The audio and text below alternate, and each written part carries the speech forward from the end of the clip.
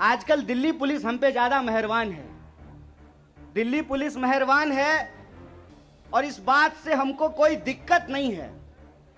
Actually इस बात से हम लोग खुश हैं कि पुलिस अगर विपक्ष को डंडा ना मारे, पुलिस अगर विपक्ष के कुर्ते ना फाड़े, पुलिस अगर विपक्ष को डिटेन ना करे, हिरासत में ना डाले, पुलिस अगर विपक्ष को जेल में डाले, ईडी अगर विपक्ष के नेताओं को परेशान ना करे, सीबीआई आपके घर पे रेड ना मारे, इनकम टैक्स का छापा ना मारे, तो समझिए आप देश के लिए लड़ नहीं रहे हैं।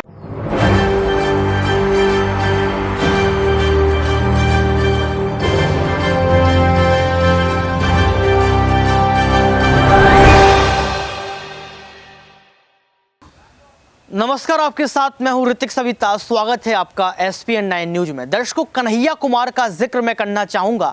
लगातार एक के बाद एक बड़ा वीडियो उनका वायरल होता रहता है और कन्हैया कुमार कहीं ना कहीं देश की सरकार से बिना डरे बेबाक होकर सवाल पूछते हैं और हकीकत आपको बताते हैं। कन्हैया कुमार की वीडियोस पर आपका रिस्पांस भी अच्छा है, लगातार आप उनकी बात को सुनते हैं और आप एग्री करते हैं कि कन्हैया कुमार सही बोल रहे हैं। लेकिन एक बार फिर कन्हैया कुमार सुर्खियों का विषय बन चुके हैं और यहाँ पर कन्हैया कुमार ने बड़ी बड़ी बातें खोल दी हैं। आखिर कन्हैया कुमार ने क्यों कह दिया कि बेरोजगारी बहुत ज़्यादा है? आखिर क्यों कन्हैया कुमार ने कह दिया कि तमाम चीज़ें जो देश की हैं वो अपने जो है बेच दिया जाता है? आखिर कन्हैया कुमार ने यहाँ पर ज़मीनी स्तर की और जनता की मुद्दे की बात कर दी है। क्या इससे सरकार घबरा जाएगी? पहले आप इस वीडियो को देखिए। आजकल दिल्ली पुलिस हम पे ज्यादा मेहरबान है। दिल्ली पुलिस मेहरबान है और इस बात से हमको कोई दिक्कत नहीं है। एक्चुअली इस बात से हम लोग खुश हैं कि पुलिस अगर विपक्ष को डंडा ना मारे, पुलिस अगर विपक्ष के कुर्ते ना फाड़े, पुलिस अगर विपक्ष को डिटेन ना करे, हिरासत में ना डाले, पुलिस अगर विपक्ष को जेल में डाले, ईडी अगर विपक्ष के नेताओं को परेशान ना करे, सीबीआई आपके घर पे रेड ना मारे, इनकम टैक्स का छापा ना मारे, तो समझिए आप देश के लिए लड़ नहीं रहे हैं। और हम दिल्ली पुलिस को धन्यवाद देना चाहते हैं कि हम देश की जनता के लिए लड़ रहे हैं और आपकी एक एक परेशानी को झेलने के लिए तैयार हैं। लेकिन एक बात हम दिल्ली पुलिस के सिपाहियों को जरूर कहना चाहते हैं। भाई साहब, आप आते हैं साधारण परिवार से, आप आते हैं किसान मजदूर के परिवार से, आप आते हैं गरीब परिवार से।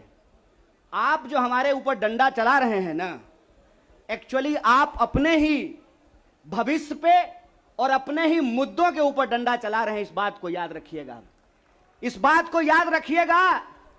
और रिकॉर्ड तो करते ही आप लोग, बढ़िया सा रिकॉर्ड करके गृह मंत्री को सुना दीजिएगा।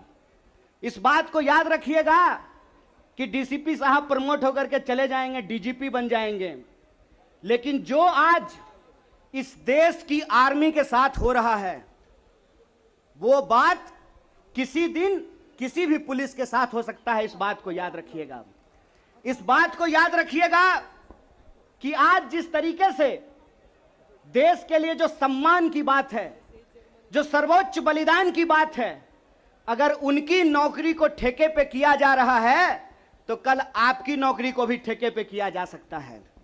इसीलिए कांग्रेस पार्टी पिछले 12 तारीख से यह सत्याग्रह कर रही है। लेकिन यह जो सत्याग्रह है, जंतर मंतर पे जो सत्याग्रह हो रहा है, इस सत्याग्रह का मूल कारण यह भी है कि हम सिर्फ अपने नेता को नहीं बचाना चाहते हैं। मीडिया वालों, मैं आपसे खास करके कहना चाहता हूं, हम अपने नेता को नहीं बचाना चाहते हैं। एक कहावत है, सच को आंच नहीं होता है। हमको अपने नेता की चिंता नहीं है। हमारा नेता कुछ गलत नहीं किया और सरकार उसका कुछ गलत नहीं कर सकती। इस बात को याद रखिएगा। हमको अपने नेता की चिंता नहीं होती है और हम इस सरकार को कहते हैं, साहेब, हर चीज का एक मंत्र नहीं होता है। बीजेपी चाहती है कि हर नेता पे एक ही जंतर का इस्तेमाल कर ले। तो मैं भाजपाइयों को कहना चाहता हूं, रे भाजपा वालों, ये राहुल गांधी हैं, इंदिरा गांधी के परिवार से आते हैं, राजीव गांधी के बेटा हैं, आतंकवादी से नहीं डरे। तुम तो वैसे भी माफी मांगने वाले लोग हो भाई, तुमसे क्या डरेंगे यार? ईडी उडी से डर नहीं लगता है। ईडी से हम अपने नेता को नहीं बचाना चाहते हैं, हम बस इस देश की जनता को बताना चाहते हैं कि ईडी इनके घर पे आया क्यों है। ईडी इनके घर पे इसलिए आया है कि मोदी जी को कोई साधु बता दिया है कि विपक्ष के सारे नेताओं पे एक ही कैप्सूल इस्तेमाल कीजिए। एक कैप्सूल सबके ऊपर बराबर लागू नहीं होता है, सब धन 22 पसेरी नहीं होता है। इनको लगता है कि एक बार ईडी भेज देंगे तो कांग्रेस पार्टी डर जाएगी, कांग्रेस के कार्यकर्ता डर जाएंगे और चुप होकर के बैठ जाएंगे कि देखो देखो इसके नेता के ऊपर ईडी आ गया है तो कार्यकर्ता को कौन पूछता है। कांग्रेस पार्टी के अंदर इस बात का जज्बा है कि अगर हम देश को अंग्रेजों से आजाद करा सकते हैं तो इस देश को हम अंग्रेजों के चापलूसों से भी मुक्त कराएंगे। इस बात को याद रखिएगा, इस बात को याद रखिएगा कि आपने देश के साथ जो खिलवाड़ किया है उस खिलवाड़ के खिलाफ हैं हम। उस खिलवाड़ के खिलाफ क्यों हैं हम कि आपने इस देश को सपना दिखा करके, आपने इस देश के लोगों को उम्मीद जगा करके उनके साथ धोखा किया है। ये हम नहीं बोले थे, श्री 108 श्री माननीय प्रधानमंत्री जी बोले थे कि हर साल 2 करोड़ नौकरी दी जाएगी। क्या मीडिया वाले? मोदी जी बोले थे ना कि हम बोले थे? अरे बोलिए ना महाराज, आपको भी बोलना पड़ेगा, याद रखिएगा इस बात को। सबकी बारी आएगी, इस बात को याद रखिएगा। अरे हमारे लिए क्या है, जब तक जेल में चना रहेगा, आना जाना लगा रहेगा, हमको कोई दिक्कत नहीं है, लेकिन बारी सबकी आएगी, इस बात को याद रखिएगा। कहे थे ना मोदी जी कि हर साल 2 करोड़ रोजगार देंगे, बोले थे कि नहीं बोले थे? अरे बोलिए ना, आप कांग्रेस के कार्यकर्ता हैं, भाजपा के थोड़े हैं कि डर जाएंगे, बोलिए। बोले थे ना, बोले थे ना कि महंगाई कम होगी, बोले थे ना खाते में 15 लाख रुपया आएगा, बोले थे ना अच्छा दिन आएगा। आया क्या? मोदी जी के स्टाइल में पूछूं क्या, आया क्या? अब नया जुमला आया है, अब नया जुमला आया है कि हम अग्निपथ लेकर के आए हैं। एगो भाजपा का नेता ईमानदार है, कैलाश विजयवर्गीय को धन्यवाद देना चाहिए। कम से कम उसने इस देश के नौजवानों की शंका दूर कर दी। उन्होंने बता दिया भाजपा की नई योजना है तैयार, भाजपा ऑफिस में सभी नौजवान बनेंगे चौकीदार। यही योजना है ना। लेकिन मैं कहता हूं विजयवर्गीय जी, आपका बेटा बल्ला बहुत बढ़िया चलाता है, अफसर पे बैठ चला रहा था, उसको बीजेपी ऑफिस में क्यों नहीं सिक्योरिटी गार्ड बना देते हैं? मंत्री का बेटा बनेगा सेक्रेटरी, मंत्री का बेटा बनेगा बीसीसीआई का सेक्रेटरी, और किसान मजदूर का बेटा बनेगा भाजपा ऑफिस में सिक्योरिटी गार्ड। हाय रे हिपोक्रेसी, इसी को हिपोक्रेसी कहते हैं ना। और बेईमानी किसको कहते हैं? देश की जनता को लगा कि जब मोदी जी बोल रहे हैं तो सच ही बोलेंगे। मोदी जी की हर बात को मान लिया देश के लोगों ने। मोदी जी ने कहा दीपक जलाओ तो देश ने दीपक जलाया, मोदी जी ने कहा बत्ती बुझाओ तो देश ने बत्ती बुझाया, मोदी जी ने कहा थाली बजाओ तो देश ने थाली बजाया। सब कुछ किया इस देश ने, लेकिन देश अब तक इंतजार कर रहा है कि मोदी जी जो हमको कहे थे उसमें से एक भी चीज पूरा नहीं किए हैं। और ये देश की जो परिस्थिति है, इस परिस्थिति पे मुखर होकर के हमारे नेता बोलते हैं। इस बात का हमको गर्व है कि सरकार के सामने बिना झुके कोई लड़ता है अड़ करके तो उसका नाम राहुल गांधी है। उसको डराना चाहते हैं, उसको डराना चाहते हैं, उसको झुकाना चाहते हैं। अरे आप कहते हैं मोदी जी मैं भी चौकीदार, मोदी जी के समर्थन में लोग कहते हैं मैं भी चौकीदार। ये चौकीदार नहीं हैं, ये देश के ठेकेदार हैं। और ये देश के ठेकेदार कैसे हैं? क्योंकि इस देश के लोगों का, उनके भविष्य को ये ठेके पे कर देना चाहते हैं। ये जो अग्निपथ योजना है, इसकी मोटी मोटी बात आप समझ लीजिए। मैं बड़े ध्यान से सारा प्रेस कॉन्फ्रेंस सुन रहा हूं। प्रेस कॉन्फ्रेंस में सरकार जिलेबी की तरह गोल गोल कर रही है, हर चीज को सब कुछ बोल रही है, सब फायदा गिना रही है। हो सकता है कि कोई भाजपा का मंत्री ये भी आकर के कह दे कि अग्निपथ योजना में शामिल होने के बाद आपका बाल नहीं गिरेगा। जिस तरीके से उसके फायदे गिनाए जा रहे हैं, लेकिन असली बात नहीं बताया जा रहा है। एक सिंपल सवाल है, सरकार को इस बात का जवाब देश के नौजवानों को देना चाहिए। क्या सिंपल सवाल है कि जो भर्तियां हो रही थी वो भर्ती होगी कि नहीं होगी? सवाल नंबर एक।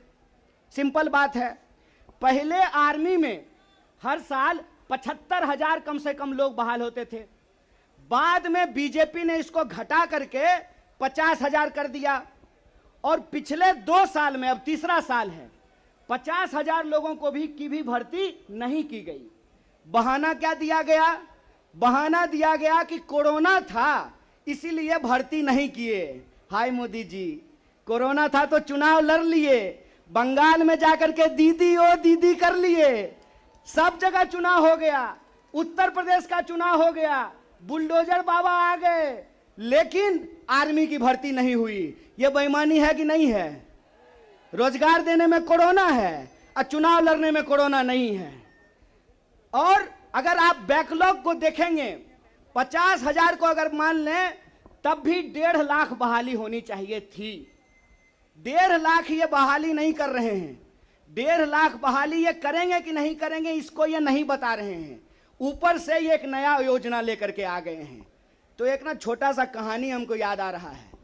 बच्चा बहुत जोर जोर से रो रहा था, कहा मम्मी दूध पिला दो, दूध पिला दो। मम्मी उसको उठा करके अलमीरा पे बिठा दी। बच्चा मम्मी को यह नहीं कहता कि मम्मी दूध पिला दो, बच्चा चिल्ला चिल्ला करके कह रहा है कि मम्मी अलमीरा से नीचे उतार दो, नीचे उतार दो। लोग मांग रहे थे हर साल 2 करोड़ नौकरी, इन्होंने हर साल 2 करोड़ नौकरी नहीं दी, ऊपर से एक नया योजना लेकर के आ गए हैं। पूरा का पूरा भाजपा के तंत्र को उसमें लगा दिए हैं कि आप बताइए कि अग्निपथ के क्या फायदे हैं। अरे सिंपल सी बात है, बिहार में एक कहावत है, नहाया हुआ शरीर और खाया हुआ शरीर नहीं छुपता है। जो चीज अच्छी होती है उसका फायदा बताने का जरूरत नहीं होता है। जो चीज में कोई खराबी होती है उसका खराबी छुपा करके, आपके घर पे कोई सामान बेचने के लिए आता होगा तो उस सामान का सब कुछ अच्छा अच्छा ही बताता होगा। आप ट्रेन में जब जाते होंगे, बस में जाते होंगे, तो जब जूसर बेचने वाला आता है तो एक संतरा से आपको 1 गिलास जूस निकाल करके दिखाता है, और वही जूसर जब आप घर पे लेकर के जाइएगा तो आधा गिलास जूस भी आपको आपके घर में नहीं निकलेगा। ये जो बेचने की मानसिकता होती है, इस बेचने की मानसिकता के खिलाफ हैं। यह सत्याग्रह 2 लोगों के बीच में है। जावेद अख्तर ने लिखा है, इस एक हमारी एक और उनकी मुल्क में है आवाजें दो आवाज है। एक वो आवाज है जो इस देश को बेचना चाहता है, वो देश के सरकार में बैठे हुए हैं। एक वो आवाज है जो देश को बचाना चाहता है, वो सड़कों पे खड़ा है, वो जंतर मंतर पे बैठा हुआ है, वो सत्याग्रह कर रहा है। और ये सत्याग्रह हम इसलिए कर रहे हैं कि सरकार के झूठ को हम समझ रहे हैं। झूठ क्या है इनका? झूठ है कि ये लोग परमानेंट बहाली को बंद करने जा रहे हैं। तो देखा आपने इस वीडियो को देखने के बाद आपको पता लग गया होगा कि किस तरीके से यहाँ पर जो है कन्हैया कुमार ने साफ तौर पर बहुत बड़े खुलासे कर दिए हैं। क्या कन्हैया कुमार की इस बात से आप सहमत हो जो उन्होंने कही है? और कन्हैया कुमार को लगातार जो है बीजेपी सरकार घेरती है, कहती है कि ये तो टुकड़े गैंग का मेंबर है, ये भी कहती है कि कांग्रेस पार्टी में तो टुकड़े गैंग के लोग शामिल है। तो क्या कन्हैया कुमार ने जो बात कही है इससे आप सहमत हैं? क्या सच में आज देश की सरकार यही सब कुछ कर रही है? क्या सच में देश की सरकार आज जनता की आवाज नहीं है? क्या सच में आज देश की सरकार रोटी कपड़ा मकान इस मुद्दे से भाग रही है? दर्शकों, कन्हैया कुमार की इस बात से आप कितना सहमत हैं आप कमेंट बॉक्स में जरूर बताएं। और ये भी बताएं, क्या देश की सरकार कन्हैया कुमार की इस बात को सुनने के बाद जवाब देगी? क्या देश के प्रधानमंत्री जमीनी स्तर के मुद्दों पर कभी आएंगे? आज के लिए सिर्फ इतना ही। देखते रहिए SPN9 न्यूज।